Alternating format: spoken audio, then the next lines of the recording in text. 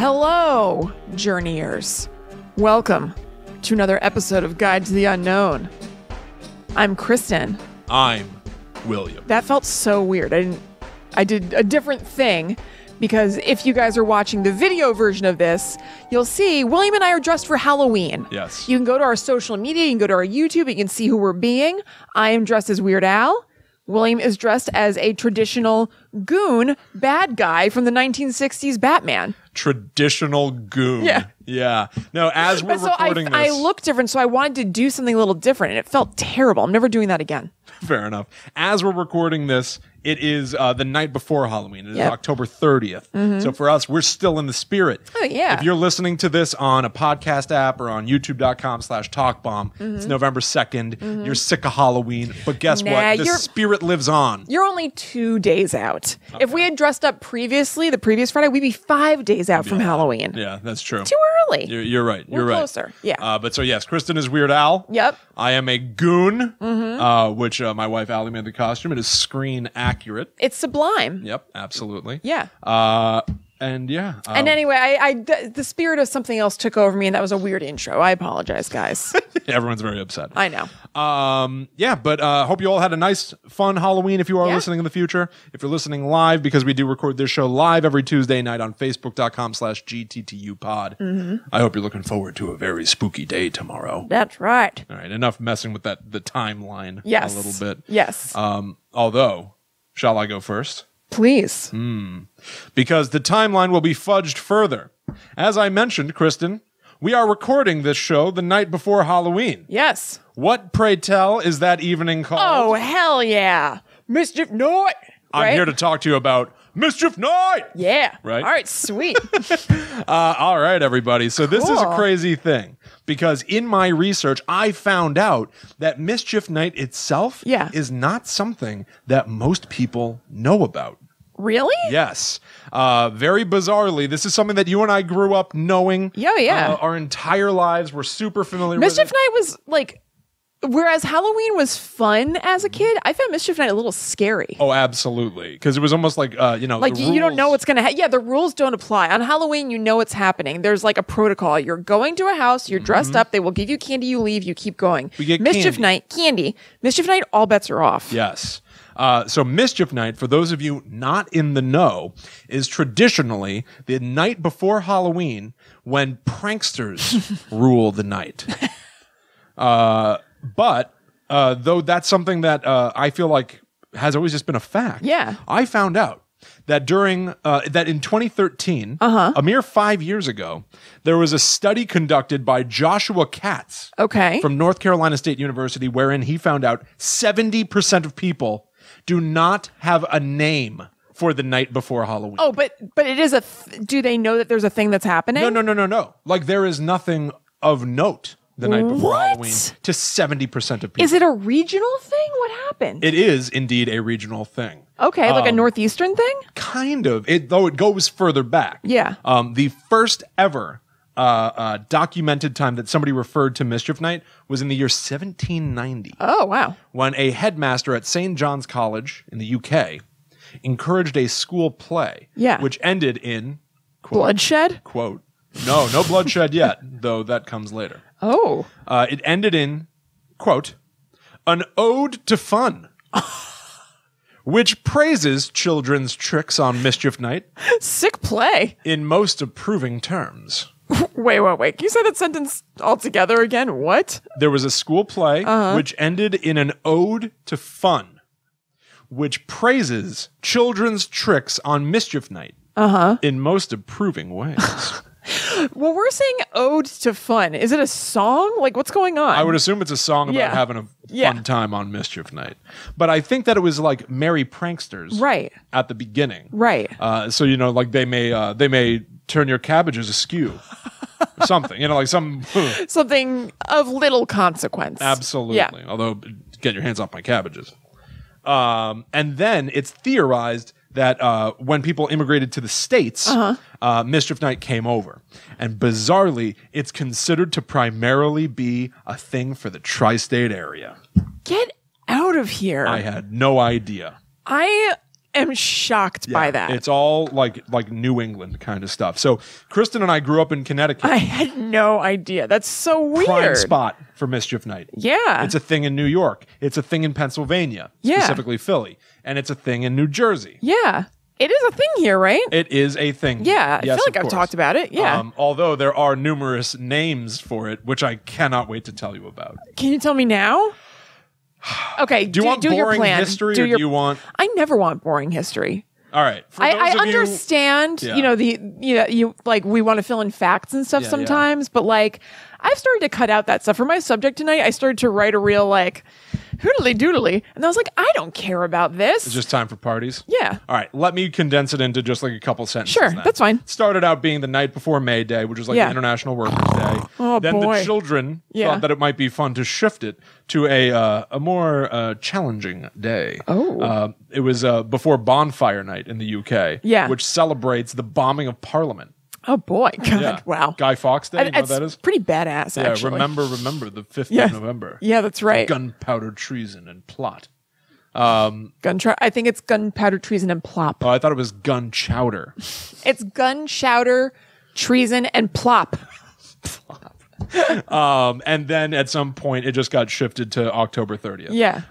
But I will say the one thing that I think is worth noting here is that nobody really knows why it shifted, because nobody really knows why any of the stuff that you and I talk about gets changed over time. Yeah. Except I read this on Wikipedia. According to the Opis. Okay, go ahead. It's one of the mysteries of the folklore calendar. Oh, okay. Ask me who the Opis are. What the hell are the Opis? Who are the Opis, Kristen? Yeah. Glad you asked. Iona Margaret Balfour Opie and Peter Mason Opie is dense. Were a married team of folklorists. Oh, that's cool. They were considered like the authorities on folklore that's sweet. of the day. And it's kind of nice. It's like a conjuring type thing, that's right? nice. They're like Warren a team. and the Opis. That's nice. I like that. Yeah, so I just kind of love that. Yeah. Okay, so let's get to the boring. actual That's names. fine. Did you cut out boring stuff? Did you have? That was pretty much the boring stuff. That was fine. That wasn't boring. Okay, fair. Yeah. All right. So let's get real weird with it. Okay. Because there was something else in the survey that was figuring out, do people even know what this night is? Yeah. It goes by many names. Many names. Do you know any other names for Mischief Night? I know I've heard them, but I can't think of any off the top of my head. Okay. Yeah. Let's go down the list. Okay. And then I'll go down the list for fun. And then I'll explain them. Perfect. What they are. All right. Mischief Night. Yeah. Devil's Night. Okay. Devil's Eve. Yeah, that I haven't heard. Devil's Night I've heard, I think. Moving Night. No. Cabbage Night. No. Mat Night. No. Gate Night. No. Corn Night, Trick Night, Mickey Night, Tic Tac Night. Wow. And my favorite, Goosey Night. Because you're like goosing people by pranking them? Is that the thing? Why, it's Goosey Night. I must get home before sundown. Goosey Night. So I've only heard Devil's Night besides Mischief Night. Devil's Night is the one that took prominence over Mischief Night. Most people knew Devil's Night, not Mischief Night. Huh. Weird. Yeah. I like Mischief Night. I like Mischief Night. There's something about mischief where it can range from, like poking a radish that you're not supposed to touch. Right. I don't know why that's where my brain goes. I think because Cabbage Night is in here, it's screwing up the way I think about everything. Cabbage is getting to you. The cabbage, it got to me all right. Look, it gets to us all. To like murdering someone and calling it mischief. Well, yeah, criminal mischief. Yeah. Criminal mischief. Yes, absolutely. So like Mischief Night really does a number, I think. Yeah. And it covers a lot of ground. It absolutely does. So Mischief Night is what it's known in basically all the places that I just told you. Yeah. Connecticut, New Jersey, Philly, Delaware, New York State. Devil's Night is like a Michigan, Arkansas thing. Okay. Which is interesting. Moving Night. I didn't really have a region, but the specification of Moving Night is that wherever that's a thing, it's because people will come by and steal your porch furniture. What? Do they return it later? Like, is it like that thing? Isn't there a thing in some neighborhoods where there's like a flamingo that like, it's like a fun neighborhood thing that people steal it and then they put it on their lawn and then it like keeps going? I would assume. Yeah. I mean, I don't really. Has to be. That'd be very mean mischief. I know, but I think it's also like a little column A, column B. The kinds of people that are out there on Mischief Night, I would assume they're from a myriad of motivations for why they're doing this. Right. Some don't want to be a pain in the ass. Some really do. Yes, people are jerks. Yes. Okay. I have a lot to say about Cabbage Night. I would really like to hear more about Cabbage Night. According to NJ.com, I feel it's important to cite this because I don't understand what the hell's going on. Perfect. It is a Scottish tradition where girls would closely examine cabbage from their neighbors' gardens to learn more about their future husbands. Okay, so were cabbage leaves part of some sort of weird divination technique? Question marks all over it. I wonder if it's like the same way that you could like read a palm and you're looking at the lines in your palm that you're reading it's disgusting, but I guess that's what they're called, the veins of a cabbage. Oh, yeah, I guess. Is that what you call that? Like on lettuce? Like I think of those them as just lines like and structural stuff? things, though. Yeah, you know, I guess they're kind of veiny. Yeah, they are kind of veiny. But like maybe it's that. Which is actually, I'm into it. Yeah, I'm into it. Like it's just funny. No, it is funny. But I like the idea of like, I don't know when it was, but like a really long time ago, like Scottish girls like going into a neighbor's yard to read their cabbage leaves to do some sort of like primitive form of MASH. Yeah. That game, you know what I mean? Like what was it? It was marriage. I have no idea. I'm aware, like a MASH note I'm familiar with, but I never. Something home. Yeah, I don't remember. Yeah, I don't know. But I do. Do you remember being a kid and people holding dandelions under your chin? To see if you like butter. To see if you like butter. Guess what the answer is for me every time? You ate the dandelion. Yes, with butter. Yeah. I took the dandelion, took my pocket butter out, swiped the dandelion on top of it, and I ate it. Let's see if Kristen likes butter. You're not supposed to eat it. But I like everything. It was delicious. I don't regret it. Try again. Promise I won't eat it this time.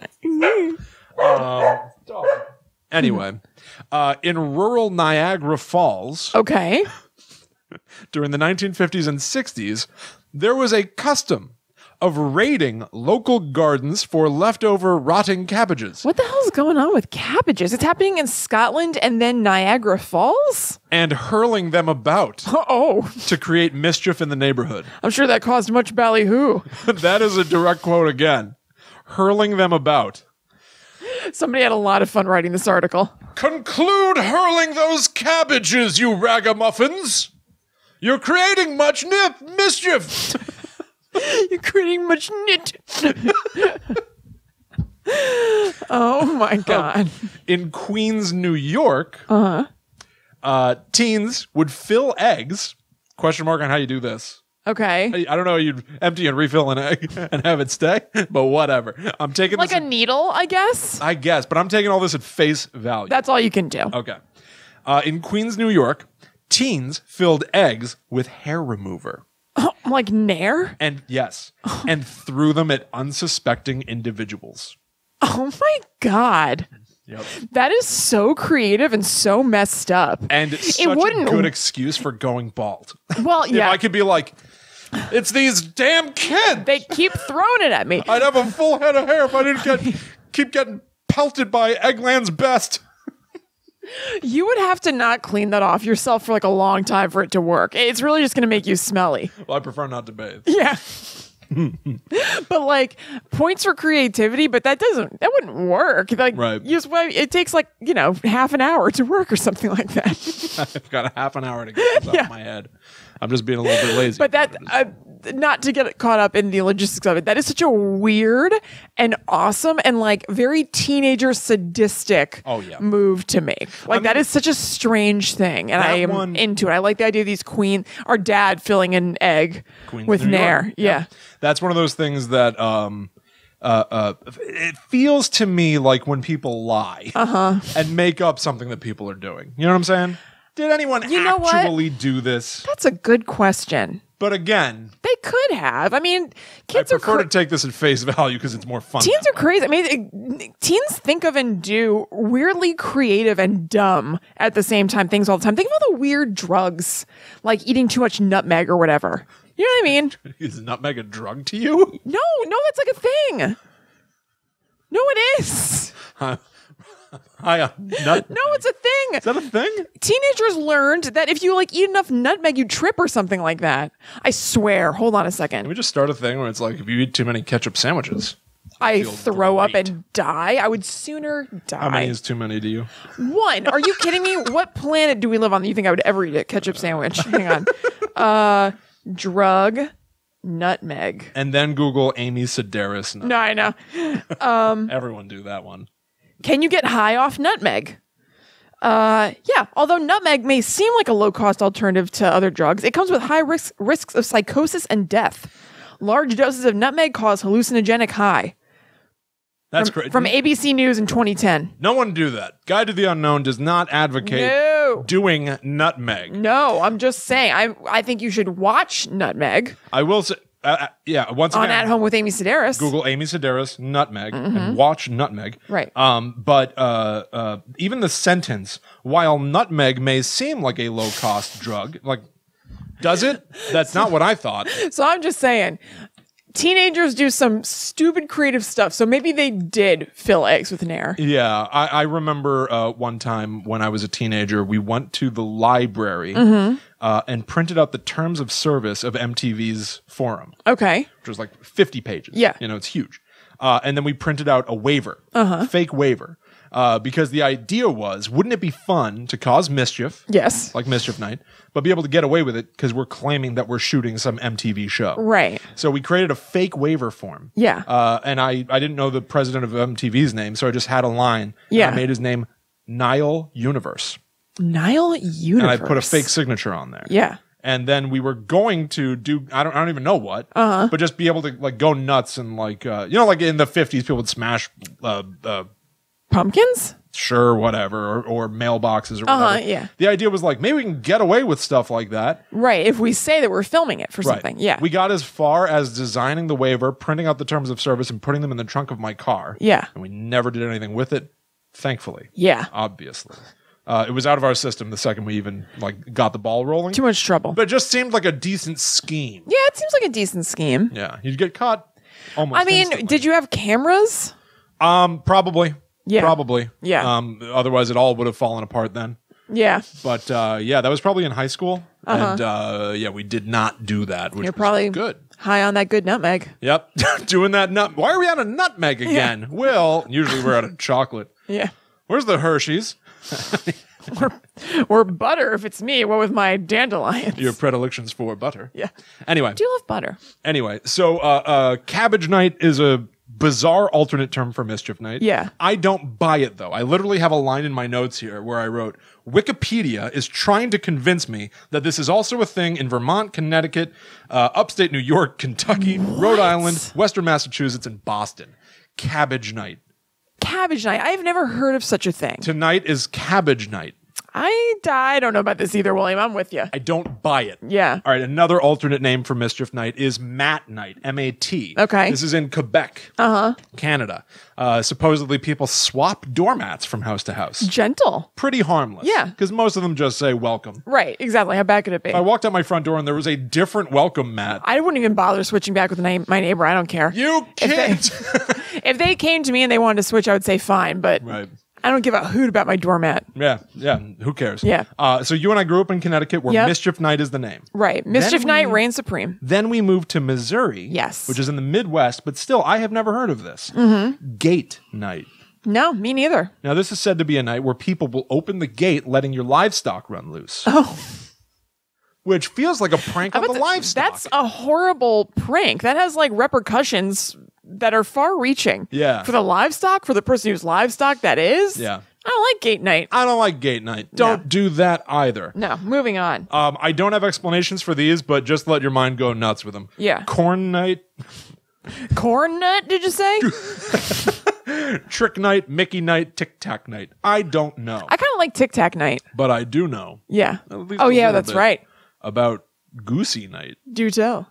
Goosey Night. Yeah. Kristen. Now, I've already searched hashtag Goosey Night on Twitter. Oh, good call. To confirm that, yes, people do call tonight, October 30th, people do call it Goosey Night. And they were a little condescending, I think, about it. How so? It's a thing in northern Jersey in particular. Oh, so it's like a weird like Jersey War thing where it's like pork roll and Taylor ham and the whole thing. Okay. So somebody tweeted going like, oh, I forgot some people think tonight's called Mischief Night. Hashtag Goosey Night. To which I'm like I didn't reply, but maybe I should, and we should get this war going. Goosey Night? I don't think so. Throw that out of your lexicon. I refuse to I like let Mischief that Night. Mischief Night it's is the best what it one. is, all right? Yeah. If anybody from New Jersey is listening to this, particularly you Northerners, come on. Goosey Night. Crap. Let's just let it go. I'm not having it. I'll be waiting. You just try to come by toilet papering me on Goosey Night? Me. Now not my house. Yeah. I'm walking down the street. Hey! Oh! These kids have gotten rough over the years. I'm like in a cocoon of toilet paper that got me so good. Now, William, have you ever perpetrated pranks on Mischief Night? I have not. Nor have I. I have not. I've been on the receiving end. Yeah. But, that's right. Yeah. Why don't you share with the people out there listening? Well, we've been toilet papered. Our house in St. Louis. Yep. Anything else? I think the house has been egged. I don't think we got egged. Or the car has been egged or something. I don't remember any eggings happening to us. But didn't you might remember more about this? Didn't you had to clean up the toilet paper and it rained or something like that and it was hard to clean up? I don't remember. Right. Yeah. I don't know. Maybe I was fishing another squirrel out of the pool or whatever. Oh God. And dealing with the TP. That was horrible. I had all the fun, gross outside jobs. Yeah. I refused. And I lose. Yeah. No, I never perpetrated. We got people jammed a bunch of plastic forks in our yard as well. Oh yeah, that's right. Yeah. That was another one that happened to us. Yeah, I forgot that. Do people do that all over the place? It's a thing. Did you find it in your research? On Wikipedia as I forgot about that. Yeah. Yeah. Among TPing. Yep. Which I always knew it as TPing. Yeah, not totally. Toilet papering. Yeah, TPing. Powder bombing. Okay. I'm not sure what that is. It's like antiquing. Yeah. Jackass or maybe throwing baby powder in someone's face. Yeah.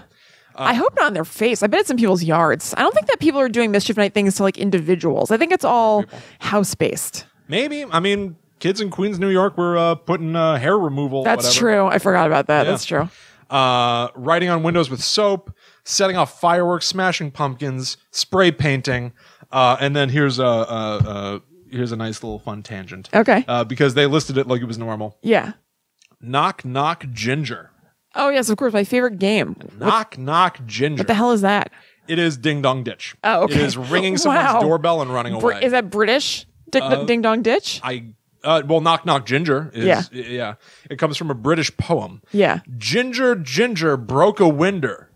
They have an accent that's different from mine, so it probably does rhyme. Yes. Hit a window, crack. The baker came out to give him a clout and landed on his back. Oh no! So I think the idea is the ginger. That sucks. The baker really comes out losing here. They break his window and then he falls on his back. Baker looks like a damn. That fool. sucks. Yeah. Baker looks like he's like a sitting duck. That baker. Oh god. Yeah. So I guess it's a person with red hair knocked on the window. Yeah. Got the baker to come. Yeah. And fell on his butt. Anyway. Translates nicely to Ding Dong Ditch. So that also has other names: Ding Dong Ditch, Chicken Melly. Okay. Wait, Chicky Melly. Chicky Melly. Not that that's any better. Chicky Melly, Chap Door Run, Knock and Run, Nicky Nicky Nine Doors. Okay. Pile of question marks there. Yeah. So let's get into some. Well, first of all, did you say you haven't done any? No, I have not. Yourself? I remember specifically in Connecticut. I think, because it was all very dark and windy roads there and everything. Yeah. It was very creepy at night, and I remember frequently staying up late. Yeah, this was almost like an all year round thing, but Mischief Night in particular. Yeah, on any average night, I'd stay up, and about midnight, I'd be terrified because I had been aware of the witching hour as a concept. Yes, and so I was like, "Oh, this is when it's about to go down." Oh yeah, stroke of midnight. Cover your face. Cover your eyes. Yeah. Cover your ears. Stuff's about to get scary. Yes, there are going to be ghosts in the house now. Yes. Mischief Night, it was even worse because I was like, don't turn down the TV because we got to hear if someone's attacking the house. Real life people might be coming up to the house now. Yeah. Oh, totally. That one of my actual memories I can picture is just looking out my window at night at all the trees and the woods and everything, and just being all the time. It was out there. There's somebody lurking in the tree line right now, going to get us. Right. So a few notable incidents on Mischief Night. Camden, New Jersey, 1991. Yeah. Over 130 arsons committed on Mischief Night. Oh, man. Camden's a very, it's still a dangerous city today. Now, that's some serious mischief. That's major mischief. They get the crown. Though, that's really crazy. No, Camden is, regularly in, the top whatever dangerous cities in America. Yeah. Yeah, no, that's true. But, man alive. 2013, Warren County, New Jersey. Okay. A group of teens defaced a barn with vulgar images and words.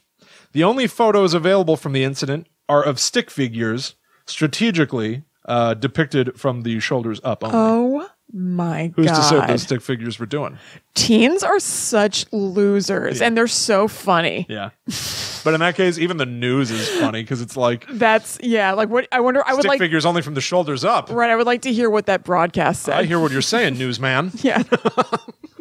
Ridiculous. This is pretty sweet. Yeah. Detroit. In the 80s, there were a bunch of people who tried to counter the mischief by holding what they called Angels Night. People went out specifically trying to deter the kinds of mischief being propagated. Really? I would like to know more about that. How? Angels Night. I would assume that it was like a watch group. Yeah. Like walking through the neighborhood, and if you see somebody spray painting or carrying a carton of eggs. I wonder if it was particularly bad in Detroit. If it was we really need to help do something about this. Or was it just benign Mischief Night and these are squares? Yeah, I don't know. You know what I mean? Were they forces for good? Either way, it's good intent probably. Yeah. But were they really helping, or was it just kind of a grown-up square squashing innocent teenagers' fun? Right. Where you going, Junior? Doesn't look like you're about to make any omelets. Yeah. Get out of my way. Get away from me. All right, I have a quick story to tell that I wasn't going to tell, but I feel I must. Can't wait. Okay. Mom, I'm sorry. Okay, so I still, it's true, I have not done anything on Mischief Night. But there was one night when we lived in St. Louis where, God help me, I snuck out with my friends. Mom and Will are aware that this has happened before in St. Louis. But anyway, I snuck out with my friends. It's a scandal. Yeah. I had friends who lived kind of close by. So we were going to meet and hang out or whatever. And one or all of us had backpacks, at least one. So we were walking, I think, to come back home. And there's this huge house that was TP'd like crazy. I don't even know how they did it. And at least in my memory, they were really tall trees and it was just looping over and it was nuts. And we were stopped looking at it oh my God, this is nuts. And then we heard hey! It was the cops. Whoa! We have backpacks on. Oh they God. Thought it was us. So we ran. And knowing you, yours probably did have toilet paper in it. It was hanging out of the bottom of it. Better safe than sorry. I like to have extras. Yeah. So we had She's been keeping Charmin in business. Yeah. Since 1983, baby! So we had to run into the woods and hide from the cops. We dispersed. It was a little scary. Yeah. Oh, that's very scary. We somehow came back together and everything was fine, but it was the most stressful of the sneak out nights ever. That is a great story. Yeah. That is great. It was crazy. It genuinely was not you. No, it seriously wasn't. It really wasn't. We were standing there looking at it. We were on our way back home. Yeah. And we're like, oh my God. I do like to envision a scene of you in an interrogation room. Oh my God. Like, why'd you do it? Why'd you throw your life down the drain? I'd buckle immediately. And then you're going no, didn't you see? Didn't you see the arcing? They got it over the treetops. We're looking for somebody. Am I tall enough to do that? Yeah. To be able to rocket that roll? I don't know how they did it. The quarterback. Yeah. It probably was the quarterback. But is that funny? That's very funny. That would stress me out to know. It was. Thank God you genuinely got out of there. Yeah, it was really scary. Hiding amongst the trees. Yeah, it was scary. And that was not a woods area where we lived in St. Louis, really. There was just a neighborhood that had some trees in the middle of it, kind of. Yeah. So we luckily were able to kind of hide out there. That's awesome. It was nuts. So a lot of towns have curfews. Yeah. Nobody's allowed out at night if you're under 18, past 8 p.m. or something. There is Councilman Steve Sasso of Allendale, New Jersey said... Councilman Will Sassos.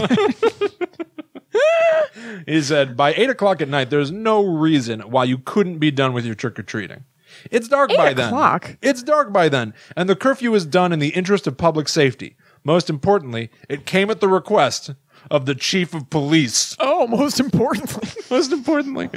And in Garfield, New Jersey, they've had an annual curfew around Halloween night for decades. Yeah. Here's a quote from City Clerk Andrew Pavlika.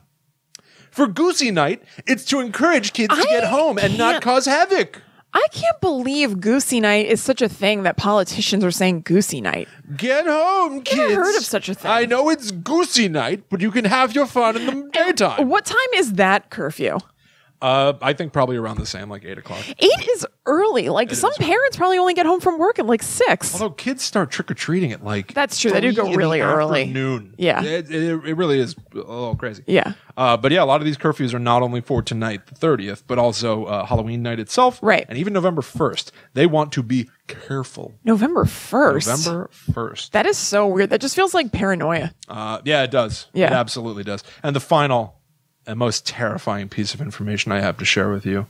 If you were in doubt of the evil that lurks on the 30th of October, Mischief Night, I'll just put it this way. In the movie The Crow, Eric Draven becomes infused with the power of a winged bird on Mischief Night. He returns to the earthly plane. That just goes to show you the power of this night. The Devil's Night. Finn. Patooey. I just spin Will's little costume hat. Well. There you go. That's Mischief Night. Sweet. That's awesome. Yeah. I love Mischief Night. Like, it just feels different. It feels different. Earlier today, I realized it was Mischief Night Day, and I was like, ooh. Mischief Night Day. Yeah. It occurred to me I wanted to see... Although, now that I'll be like walking outside with my dog by myself, I wonder if I'm always scared of Mischief Night. I don't remember. But kidding. now that I think about it, I bet I'm going to be a little nervous when I'm walking Crummy later. I'm not joking around. I'm a sizable boy. Yeah. At like 5 this afternoon, I was walking Molly around the neighborhood, and I heard like a car start, and I turned about. May as well be 90 years old, you know? Well, getting egged, getting toilet papered. If you were walking down the street and you saw me and we like wave at each other from far away, yeah, and then a group of youths accost me and cover me in toilet paper and eggs. Ow, Kristen, help me! They're getting me. They're getting me. They're getting me. I think my big sister's strength would kick in. I'm kind of a weenie, but I think I would go running. Leave them alone. They get you too. I know. Both. That's what would happen. I would run toward the danger because I'd be like, hey, get off my little brother. They're getting me.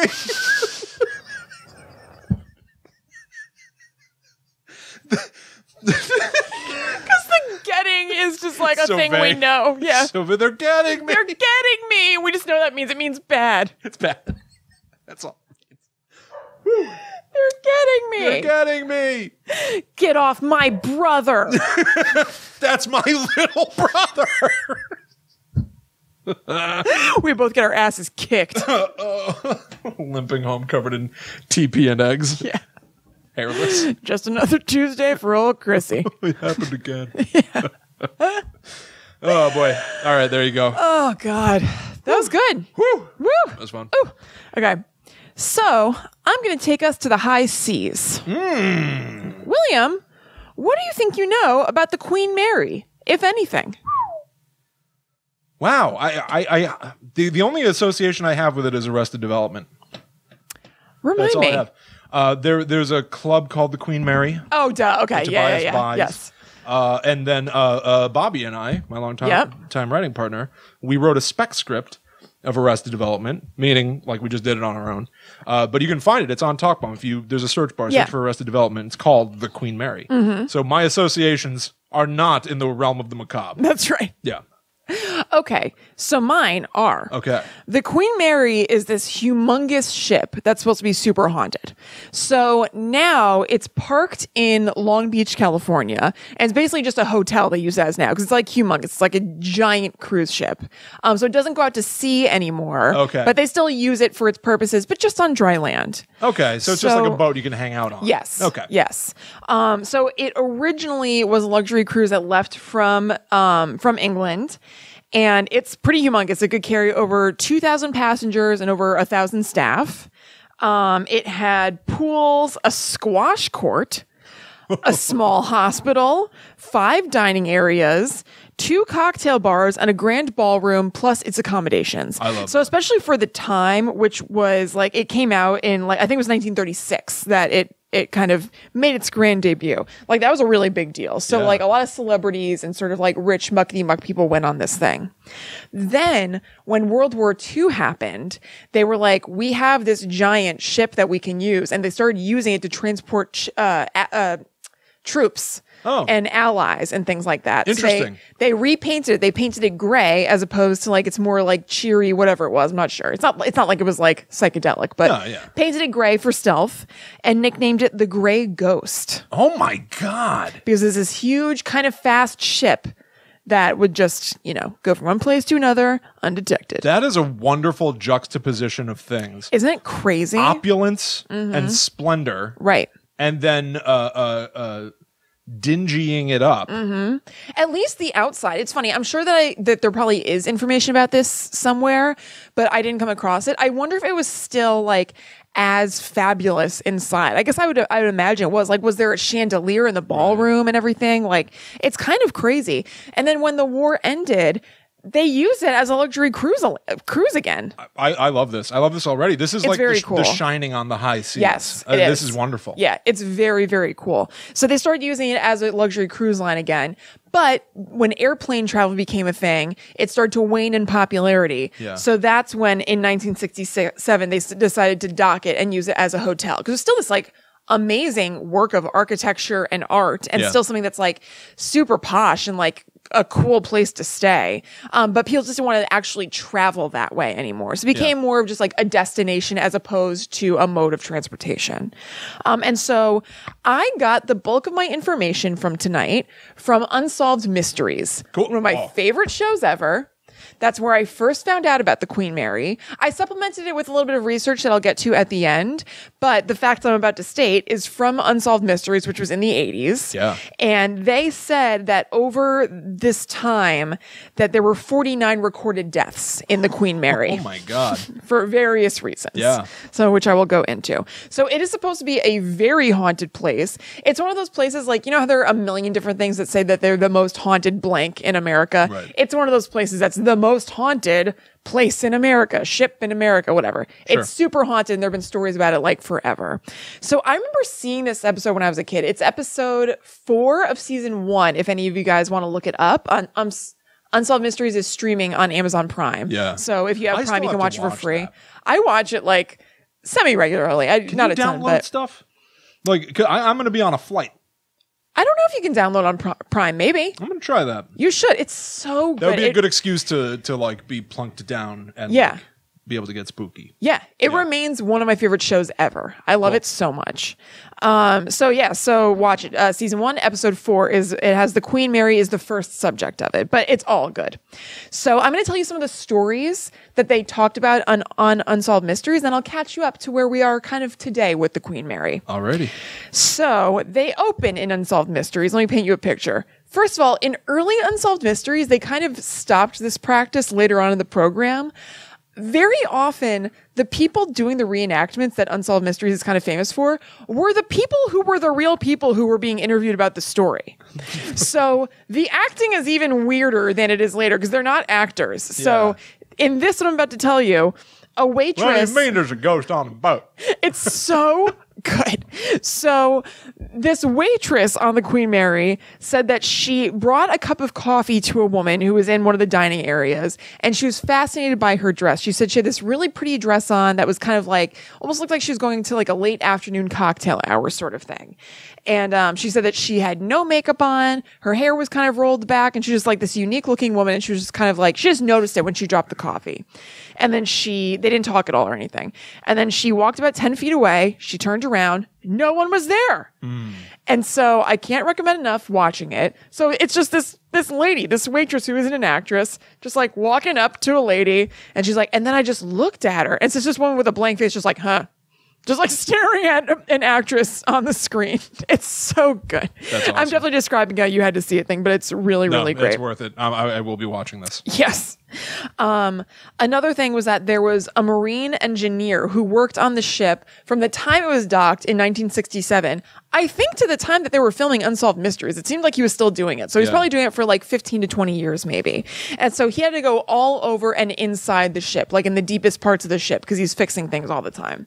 So he said that there were several times where he was in this one part of the ship that was kind of like deep in the belly of the beast, where he would hear the sound of horrific like metal tearing, just like these loud sounds, the sound of water rushing, like as if there was a tear in the ship and water was rushing in, and men screaming. And first of all, he thought he was crazy. And the interesting thing about this is I mean, people say this in a lot of shows and specials or books, or just like a lot of people who are either talking about their paranormal experiences or people who are investigators, I feel like are very regularly like, I'm a normal person. I'm a skeptic. I've never seen any of this stuff before. These people in it didn't seem more or less credible than anybody else, I guess. But like, I have to say, like, again, they did seem like just normal people who were like, look, I thought I was crazy. I just thought I was hearing things, so I don't want to tell anybody. This is just like a guy who's probably in his 50s, who's an engineer, who was like, I don't know what the deal is, man. And that is my favorite kind of paranormal story, when somebody's just going like, hey, I'm only telling you what I experienced. Like, I don't even know if I believe it, but like, this is what I heard. Yeah, that's the... Well, I should say half the people in this Queen Mary episode. I'll get to the rest of it later, but a little bit. But the people who work on the ship, who are talking about these things, pretty much were all like, I've never experienced anything like it. I can't explain it. All I can say is that this is what I saw. I don't know if I believe in ghosts, but I believe in what I saw or whatever. Yeah. So anyway, this guy is kind of like that. And he said he was just kind of crazy. And then eventually he read an article about how the Queen Mary collided with a British ship that was actually kind of its escort. Like it's sort of like leading them, almost like you're doing a carpool, I think, to where they were going. Because also the British were allies. So we kind of had some British people that we were working with or whatever. And they had an accident at night. The Queen Mary sliced that British ship in half. Oh my God. And 293 men died. Oh my God. Yeah. Terrible. So he said when he read that, he wonders if it's kind of like, well, he didn't say this, but basically what he's saying is that kind of like somehow the recording of that event is in the Queen Mary, and he has heard that going on basically because it caused it and it was involved in it. Yeah, it's a body count associated with the Queen Mary. It's an echo. Yeah, exactly. Right. So there are two areas in particular that seemed, at least in the Unsolved Mysteries episode and some things that I read, to have the most activity. The pool and the shaft alley. So I'll tell you about the pool first. All right. So these are sections in the Unsolved Mysteries episode that, again, I'll stop saying it, but I just recommend it highly you watch it because they're using 80s special effects that are delightful. Yeah. Also reenacted by the women who experienced them, and they do a great job. I believe her name is Kathleen Love or Kathy Love, and she acts the hell out of the piece. That's a good name. I know. She's a good lady. She sank her teeth into it? Yeah. No, I mean, she's fine. She didn't ham it up too bad, but it's fun. So, she said that one time she saw a woman standing by the first class pool, and the reenactment showed a lady in full bathing costume, like regalia, like kind of like a onesie, like a strong man who'd be like lifting a weird dumbbell, about to jump in. So somebody be like, like kind of squatting and like getting ready to go in. She said that she saw this woman in black and white, that she was colored black and white. Basically, like as though she were plucked from an old movie or something, like we've seen in movies before, I think. 1408. Yes, 1408. That's right. And she was like, what the hell is that? So she walked a little closer. Person isn't there. Oh. What's the deal? Oh, I love it. Again, Kathy Love, this time with an employee who she was working with, were at the pool, and they heard the sound of giggling. Now, in the Unsolved Mysteries show, the girl who's doing the giggling sound is going nuts. She's like moaning mortal, being like, like really laughing a lot. I wonder if when Kathy Love watched this, she was like, well, that seems to be a little more than what I heard, but okay. Bit much. Yeah. Wouldn't you say? So she said that they heard giggling, her and this guy. Then they saw splashing in the pool, just out of nowhere, the pool splashing. Then the splashing stops, but the giggling is continuing. And then another excellent special effects. It's very choppy. It's not the way that a person walks where it's flowing. It's like, meh, meh, meh, meh. They watched wet footprints, small ones, going toward the locker room on the tile. Bing, bong, bing, bong, bing. There's something classy about this kind of depiction of ghosts. Yeah. That I associate specifically with like anything 90s or earlier. That I feel like maybe people wrote off as being silly. Yeah. So they don't really do it anymore. I also feel maybe a lot of ghost storytelling isn't like popular these days. I don't know. Actually, I guess you're kind of right. There aren't that many ghost storytelling things. There are a lot of ghost investigating things. Yes. Paranormal Witness, I don't know if that's on anymore, but I've talked about it on this show before. It's my favorite modern, like, scary ghost storytelling show. Actually, I watch a lot of ghost storytelling shows, but I don't know if any of them are on in 2018. Yeah. Paranormal Witness is excellent and genuinely scary. Like, some of the only stuff I've watched as an adult where I've been scared and nervous watching it. The reenactments are so good and not corny. The stories are really good. It's great. So I watch Paranormal Witness and I really love that. I love celebrity ghost stories and I love The Haunting of, which is basically they take a celebrity ghost story and then go to the location with that celebrity with psychic medium Kim Russo, also known as the Happy Medium.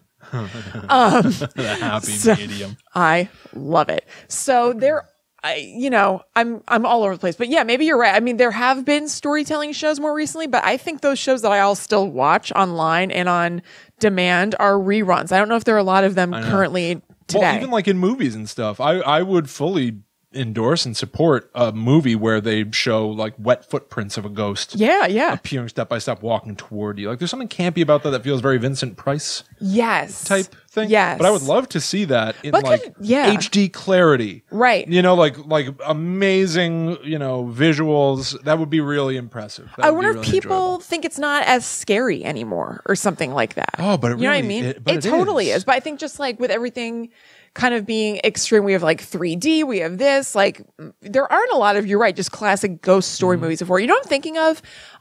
What's that movie with Nicole Kidman? The Others? Yeah. That's kind of like that, right? Isn't that kind of like a classic ghost story? I've only seen that once and I don't really remember it. Yeah, I don't know. That's either late 90s or early 2000s. I think it's probably early 2000s. Coming up on 20 years. I know. I've been thinking that I want to watch that and I want to watch the movie What Lies Beneath. Ooh, I watched What Lies Beneath, Harrison Ford and Michelle Pfeiffer. I watched that probably 8 years ago, probably a long time ago. Yeah, but I was impressed. Yeah, I remember it being really good. I remember people making fun of it a lot too. Yeah, but it was surprising. Yeah, things happen. Yeah, I love just like a classic ghost story. Love it, like that. A lot of ghosts to me I associate with sadness. There's something that's inherently a lot of metaphors in ghost storytelling is about like they talk about ghosts having unfinished business. So a lot of ghost storytelling is about being literally haunted by your past. Yeah. So a lot of them end up being kind of sad. Yeah, totally. Tales, but I've always loved ghosts. Yeah, me too. Straight up, no frills. Yeah. Ghosts. Yeah. I love it. Yeah, obviously. I've never really thought about it, but I guess that must be one of my favorite genres of things. I watch a ton of ghost stuff. Very scary, very sad, very emotional. Yeah, overall. Absolutely. Yeah. And just interesting and also like a little bit real worldy. You know what I mean? Like even if, it's, people have different beliefs and whatever, but like demons and stuff are cool and scary, but they're a little bit more removed. Like ghosts are just people who are gone. So it seems a little bit more like relatable, like it could be happening to you. There's something psychological about it. You're dealing with people's, mental states, almost, exclusively. There's no physicality there. Right. The Sixth Sense, another very morose but very powerful and very scary still ghost story. Yeah. That's. I also want to rewatch The Sixth Sense. That was on my list of movies to watch for October, and I didn't get around to it. I might be on board for watching myself because the more that I think about it, there are a lot of moments in that movie that are frightening because you don't understand what's happening. Right. But when you drill deeper, it's kind of like sad and you're almost on the ghost side. I think of The Sixth Sense as being very sad. I think I'd be kind of surprised watching it because I don't even remember it that well, to tell you the truth. Very somber all the way through. But there's like a moment where Haley Joel Osment finds a crawl space and a bunch of bullies put him in the crawl space and shut the door. And to Haley Joel Osment, who can see dead people, he hears somebody in the crawl space with him going like, they put me in here. You've got to get me out of here. And like screaming, like, let me out of here. Oh, God. And then Haley Joel Osment comes out and he can hear the person pounding on the door from the inside. And so it's scary as hell. Yeah. But then when you understand that, a lot of the people who linger on the physical plane are here because they couldn't emotionally move on. It takes it's sad. That might be the most recent, beautiful looking traditional ghost story. That might be the one. Yeah, that's probably true. Yeah. And then I'm trying. Claire, the book by Liz Sauer. Yes. Was a really great, traditional ghost story. Absolutely, it hits that. It hits that button. That was, I think, one of the reasons why I was so like dove in. It's great. Because it has that like you're scared. I think that's important too. Because as much as I do tend to, I think, relate to and side with the ghost, which is kind of silly because they're usually the villain of their stories. Right. It's important to empathize, but be scared of them. Oh yeah, at the same absolutely. time. And Claire did that. You can feel bad for somebody and also be like, this is a live wire. At the same time, you're still a little bit. I understand. I feel bad for you, but please leave me alone and get away from me. Please don't hurt me. Right. Totally. So the other place that's super haunted in the Queen Mary is Shaft Alley. So I don't totally understand the name of it. I saw it on Unsolved Mysteries. It's a little alley. Shaft must have something to do with the inner workings of a boat. Who knows? Yeah, but it's like a place where there are only shafts. Yeah. Like Shaft Alley. No, I don't know how to describe it. Just like a little, almost like a gangplank kind of thing. Like a little skinny area to walk. And I also don't understand this part that well, but we'll just take it for what we need to know from it and move on. So there was a fire drill and a man named John Petter was crushed to death by a door, like a water sealed door or something it said. Wow. And this is an area that's deep within the ship that this happened. So they do tours all over the ship as well. And employees and tour members have seen a man who they think is John Petter, a guy wearing blue coveralls who has a beard. And there was this story in Unsolved Mysteries, again, reenacted by the woman who was telling it, who was a tour guide who was working a shift, which was like, I think basically almost like walking behind the actual tour and making sure there weren't any lingerers. And they were like closing up for the night. I think it was like the last tour of the night or something like that. So they show her going up the escalator, which is insane to me that there are escalators in boats. I've never been on a cruise ship or anything. I only went on a boat for the first time, like this summer or something. Take a cruise. Yeah, I don't know. Kristen, I'm telling you, I didn't want to, and I loved it. We got to take a cruise. Maybe. So she was on an escalator, and she turned around, and there was this man standing directly behind her, like on the stair next to her, and she was like, "Oh God, that doesn't seem right." What face forward, turned back around, and he was gone. Ooh. So she thinks that was probably John Petter. Right. So on the episode of Unsolved Mysteries, like I said, there are a lot of people who worked on the Queen Mary who were very much like, yeah, I know it's crazy, but this is just what I saw. I'm just telling you my experience. And then there were people who they brought in to investigate. So they had Unsolved Mysteries had some ghost investigators come in, and they also did this segment. I wonder if they thought this was going to be better, and then they had to like cut it because there wasn't much there. Because they basically do this setup where you think that there's going to be something cool happening, and then they're just like, yeah, so we did that. They had like 10 psychic mediums come on to the Queen Mary. They split them up. They had them all like investigated or just like walk around separately and then come back together to compare notes and see whose notes overlaps and if they experience the same things and everything. They basically just showed them at the table like, yeah, so we have them compare notes. And one lady says something about how she thought she heard a wrench clanging. And then the investigator is just like, yeah, I mean, sometimes they say things that you couldn't possibly know how they know. And they just cut away from the table full of psychics. I was just like, they must not have gotten what they were looking for there. Then why even bring it up? It was so weird. I don't know that you did it at all. I know. It was very strange. That's odd. Yes. But then they go to the investigators who are, walking around, talking to the staff or whatever. And they did something that was very 80s, but I almost feel like it was more effective and creepy than higher tech like EVP or Frank's Box thing, I think it's called, things that I've heard of people do like today to try to capture audio because it was just so simple and it makes it seem like less tampered with to me in a way, or like there's less variation in what could happen. Okay. So they just set up a straight up tape recorder in the bow of the ship for the night. They just set it to record overnight. So when they got it back in the morning, they replayed it and nothing happened for 10 hours. And then around 3 a.m, they play the audio of it. It's like banging loud noises, like of like people banging metal in the ship. And they're like, there's no reason that should have happened. Right. They say they're like, we tried to, and I guess there's some mechanical-ish noises like that sound a little bit weird. Like definitely the banging stood out the most to me, but then I guess there are some like lower key noises, and they were like, we tried to recreate those noises and we couldn't figure out how to do it. Like there was nobody here. We locked the area that we put the tape recorder in, so we just don't know. It was just interesting to me that I responded more to that than if you're watching Ghost Hunter or something and they have an EVP where it's somebody being like, Mary. And I'm like, well, I hear it, but I don't know. For some reason, just like a simple tape recorder and hearing banging metal was more like, oh, that's something.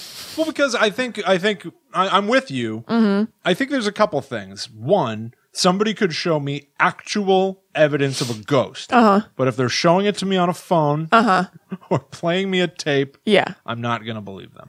I might believe them. I can't believe them as like truly and deeply as if I experienced it. But I've definitely like, I wish I don't remember it specifically enough to tell the story, but I remember showing it to you. There was like something at the Sorrel Weed House that I went to in Savannah that they played people that was extremely freaky to me, and I can't remember what it was, and it was like I was like, oh man, that seems legit. See, I think the problem, I've done a lot of thinking about this. I think I'd have to see it myself. I would need to experience it firsthand to ever believe it. I don't care who's telling it to me. I don't care. The other thing I think is it feels more logical to be like somebody, a ghost, who's trying to make contact or whatever, would probably only be able to express themselves in strange ways. Right. Otherwise we'd just be talking to the dead all the time. So the idea of banging something against the wall almost feels like just out of frustration. It's more primal too, in a way, where it's just like, and again, also just like summoning up energy the same way of that ghost pushing the penny in Ghost. Yes. Which has apparently been very formative to my understanding of ghosts. But it makes central. sense. It makes sense to me though. Yeah. Well, that movie is almost like, you know, in Ghostbusters, they go through the whole thing of like getting logical steps to we started a business to hunt ghosts. Yes. They like we see them get a mortgage in that movie. No one talks about that. It's ridiculous. But like it's little steps that teach you along the way so that we're all bought into the logic. Yeah. Ghost is like an owner's manual of how ghosts operate. How they work. A little bit. Because we get to see they take us through the process. Take us through the whole process. So like I think I'm also with you on that. It's like that frustration, the primal nature of it. It feels like somebody at their wit's end. Right. Just being like, I can't get through to them. Yeah. And then, finally now that they're not trying to talk to us anymore and they're just frustrated and banging something against the wall, that's you catch it. Through. Yeah, totally. Yeah. So I liked that. I thought that was super sweet. That was a nice cap to that segment of Unsolved Mysteries. That's great. So today, the Queen Mary is still there. You can still stay there. And they have leaned into the haunted thing in a way that I enjoy. For the most part, there's a part at the end of it that I'm not so nuts about because it just gets a little too hokey for me. But there are new investors in the Queen Mary who in 2018, so just earlier this year, have started up multiple kinds of ghost tours. I think I should rephrase that. I think that there were already ghost tours on the Queen Mary, but it seems like they have rebranded and kind of like emphasized it a little more. They have walking tours. They have ghost investigations that you can do. They have an illusionist who has a paranormal themed show around the Queen Mary. Yeah. And they also, which I'm interested in, recently reopened Suite B 340.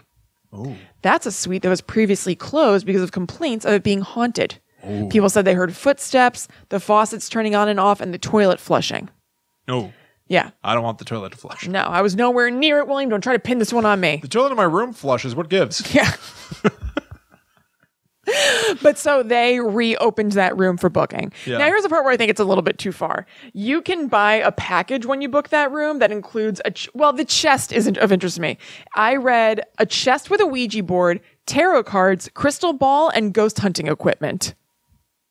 What's your problem with that? I don't know. It's a little bit like too much. It takes it from being like this, like the Queen Mary is this like classy, elegant cruise ship. And they're going to give me like a crystal ball and a Ouija board. Hell yeah. I don't know.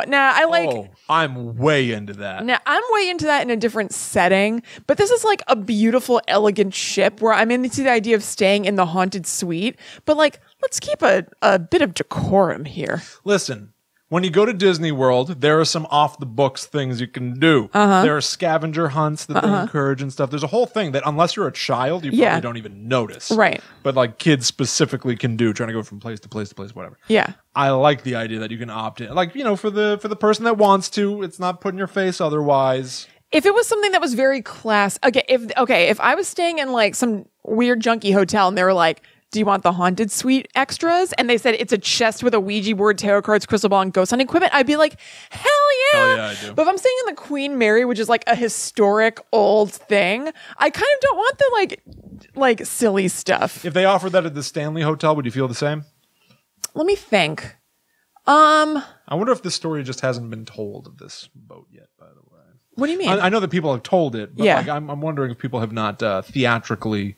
Oh, well, there's that movie Ghost Ship. Nailed it. Yeah, there is a movie called Ghost Ship. You're right. I would have to imagine that it's inspired by the Queen Mary. Probably. I don't know. I'm not really sure. I actually didn't look into the pop culture reference of this, so I'm not sure if I want that at the Stanley Hotel or not. Maybe. There's a little bit more of like a retro factor because of the movie The Shining. Yeah. So a little bit more of I guess I'm thinking of this as being like a very refined British boat. Yeah. So maybe the Stanley Hotel, I'd be like, yeah, sure. But here I'm kind of like, no, I'll just stay in the haunted suite. It's a classy haunting. Right. You know what I mean? Yeah. If there was a sequel to The Shining. It seems too campy to me, the camp factor doesn't match the setting to me. It is for sure campy. Yeah. I love camp, but it just doesn't seem to match. If there was a sequel to The Shining called Shining 2. Yeah. 7 Seas. It could take place on the Queen Mary. Would you like that? I had nowhere to go with that. I would. Okay. Got it. They do. There is a lady who dances in the ballroom who's a ghost of the Queen Mary as well. Who is just a ghost lady who's been seen there. Awesome. Yeah. Awesome. Which is shining-y. I love it. So yeah, that's the Queen Mary. I love it. Me too. It's cool, right? I had no familiarity with it. You got to watch the episode. It's so good. I will absolutely have to check that out. That is awesome. Yeah, right? That is great. Now, I had a thought, and I'm very glad I didn't forget it. Okay. Because it's really important. Okay. You said, you were like, there's something about it that's hokey. I started thinking, hocus pocus. Yeah. Hokey. Then I thought... Hokey pokey. Yes. That is what I thought of next. I'm not joking. Hocus pocus and hokey pokey. Is there a connection there? That's a really good question. You do the hokey pokey and you turn yourself around. That's what it's all about. That sounds like witchcraft to me. Yeah, you do the hokey pokey and you turn yourself around.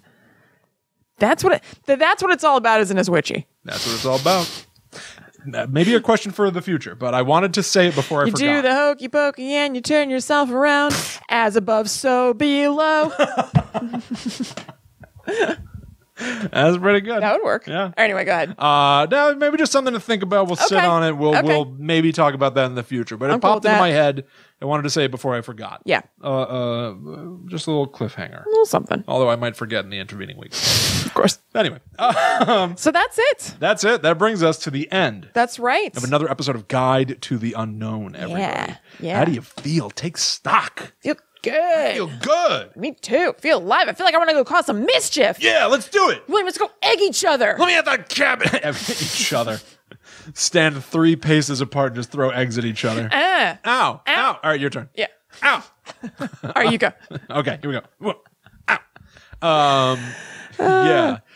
Thank you all so much for hanging out with us. Yep. For having a damn good time with us. If you're watching the video version, once again, Kristen was Weird Al this entire time. That's right. I was a goon from the Batman 1966 show. Very fun. Let us know what you were for Halloween. You can hit us up online at GTTU Pod. Tell us what you did for Halloween. Share some costumes with us.